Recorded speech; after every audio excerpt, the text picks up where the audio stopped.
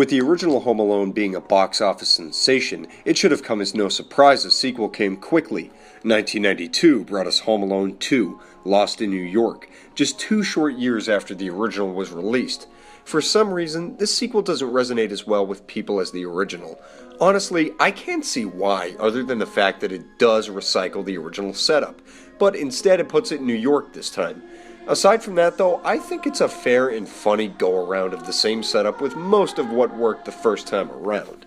Kevin once again is the black sheep after throwing a fit at his Christmas concert. This year, the McAllister family is headed to Florida. They don't forget him at home this time, but rather they lose him in the airport and assume he boarded the same plane as them. They're not great parents, and only armed with his dad's credit card, Kevin looks for a new adventure in the Big Apple on Christmas. Let's get right to it. The best thing about this movie, hands down, is Tim Curry as the hotel concierge. He steals the show every second he's on screen and provides as a great antagonist for the first half of the film.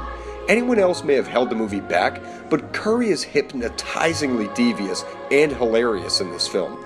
His miraculously awkward vocalizations never cease to amaze me.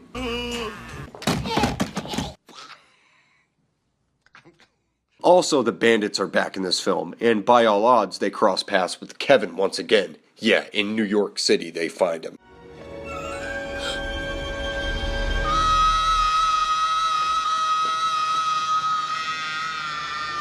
This is probably the most contrived part of this movie, and that's saying a lot. It probably wouldn't have hurt them to find some new villains, or just go all in with Tim Curry, but Joe Pesci and Daniel Stern bring their slapstick shenanigans to the screen twofold this time, and it's mostly hit or miss. John Hughes definitely sought to up the silliness a little bit, and there are some moments that will definitely be divisive among viewers, but I love most of them. One of my favorite parts is when Kevin plays the mob movie just as the concierge come to get him. Again, this is much due to the performance of Curry, who plays it off perfectly. I'm terribly sorry, sir, but I'm afraid you're mistaken. What isn't missing, though, is that sentimentality of Christmas from the first film. It's just as present here, and credit to John Hughes once again in making things feel very organic and personal when it comes to that Christmas spirit. Hughes really knew how to bring the emotion out of us through the interactions of the characters, and here it works just about as well as it did in the original film. Overall, this might not be as fun or all-around good as the original film, but for many of us, it still has that authentic Christmas feeling to it.